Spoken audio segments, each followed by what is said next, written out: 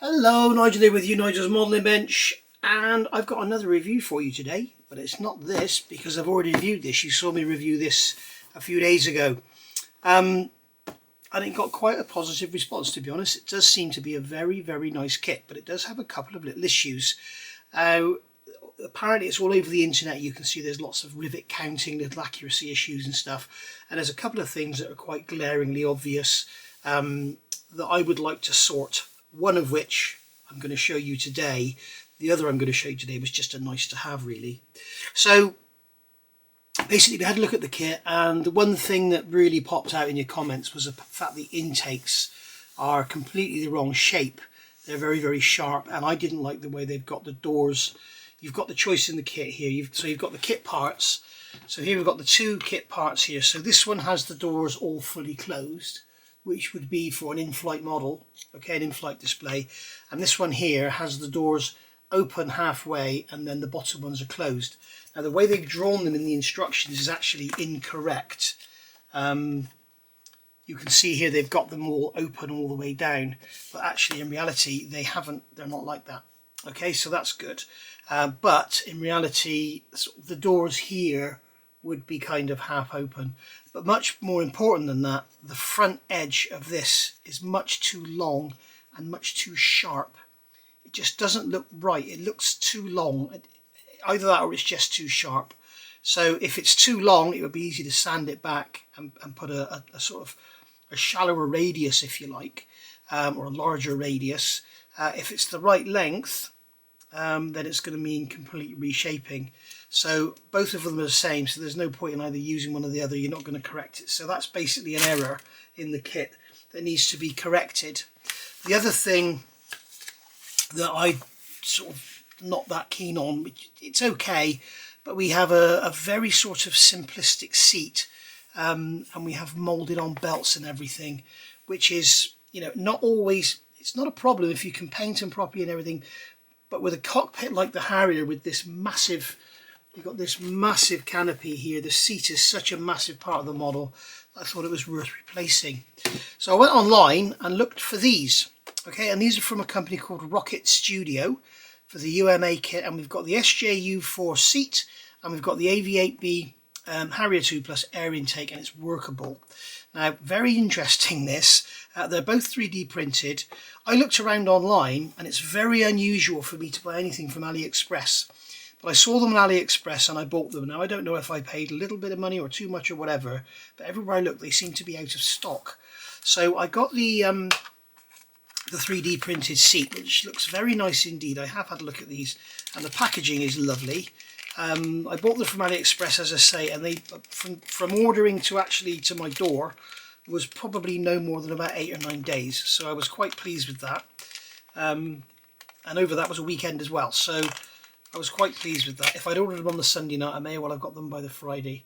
But you can see here, it's not only a seat, you've got the whole bulkhead as well. And you've got individual belts, okay? And you've got an individual seat squad there. I don't know if you can see it on there, but it also has the sort of woven pattern on it, which looks very nice. The seat is extremely beautifully detailed. Obviously, you've got the detail on the back there that you're never really going to see. But I think having all this lovely pipework and everything and all the wiring and cabling on the bulkhead is really going to make it pop. Some very gentle dry brushing on there will make all that come out, but you can see on there it's absolutely stunning. And not taking away from the kit would be beautiful out of the box, but I think the intakes is pretty much a must if you are a Harrier fan. I just don't think it will look right. So there we go. So that's the seat. And that is, if you want to go and search around for it, that is 480302, and the company is called, as I say, Rockit Studio. And if you want to click on the here, you can. Okay, you've got some QR codes there you can click on and have a look. And then on the back here we've got the instructions. So very vague, but it should all be, you know, quite obvious how it all goes. So we've got the parts on there to break off or cut off or whatever, and glue together. So that's all very nice.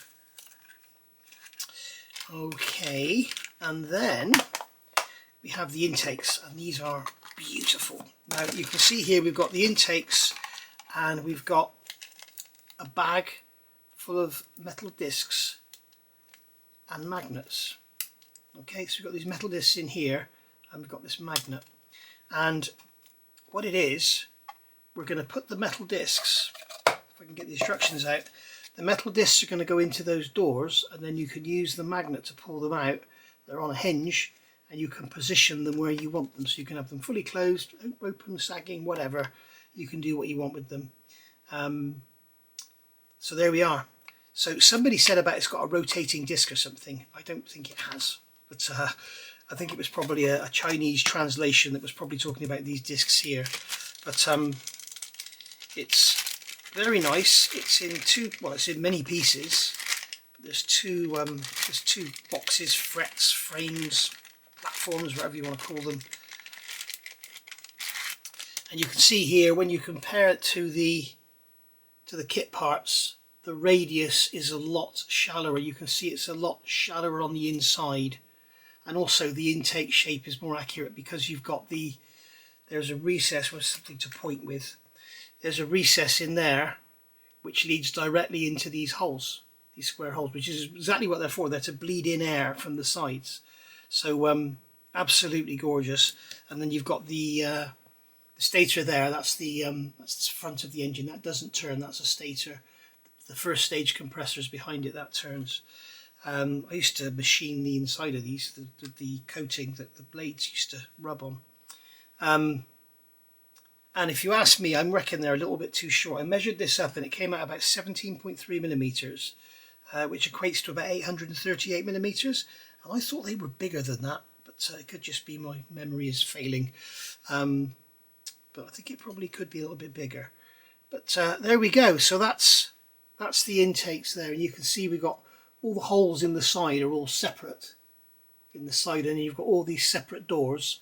And in the back of those doors, you've got those little discs where you glue the holes where you glue the discs in, and then you use the magnet to pull the doors open, pull the doors shut, and then you can just prod them back where you want them. So the top ones will be down, and then the side ones would be sort of in between, and the bottom ones would be closed because they just fall under their own weight. So there you go. Absolutely bloody gorgeous. It's got all the rivet detail on, so it matches the kit parts. So it's not going to look odd on your model. This is what sometimes happens. You get resin parts with beautiful detail, but when you put it on the rest of the kit, which is a bit drab, then it looks a bit plain. But they've got it all matching. All the rivets are the same size. The panel lines are the same size. Very, very nice indeed. Really lovely. So, yeah. I wonder if that door there... No, that door there, you can see this secondary door here, which is an access panel. That's actually been printed on. It's not openable.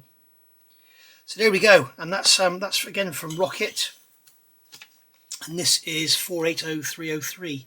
I paid about £22 I think for this, and about £9 for the seat. So all in all, it was about, with postage and that, it was about £35. So I'm happy with that. I think it retails over 40 quid just for this, I think. I'm not sure, but don't take my word for it, go check it out yourself. So there we go. I think it's a worthy upgrade. I don't think there's lots of other stuff you could do with the model. But it's beautiful. It really is beautiful. There's a couple of builds on YouTube. You can see that it's already got these 3D printed cockpit and everything. And they've even been thoughtful enough. I missed this in my review, but they've even been thoughtful enough when they make this. You can see we have the cockpit. Okay, you've got these side panels here, and this bear with a bandage on, okay, you can see a bear with a bandage around his head. That's for the 3D printed parts, so you don't have to start sanding and scraping off detail. You just use B12 instead of B7 and it has no detail on it, so you're ready to just put the 3D parts straight on, which I think is a really nice touch. And you've also then, if you've got another Harrier kit, Harrier II kit that doesn't have a very nice cockpit, you could always use those side panels in that kit, no doubt. So there we go. So so you've got the option in here. You can either you've got decals to go on the raised plastic. You can paint the raised plastic, or you can use the flat plastic and use the 3D printed parts that come with the kit. So very, very nice indeed. Beautiful, beautiful model. Well worth every penny. Get it from Tiger Hobbies, and I'll put a link in the description below where you can go and get your kit from. All right. So thank you for watching. Bye for now.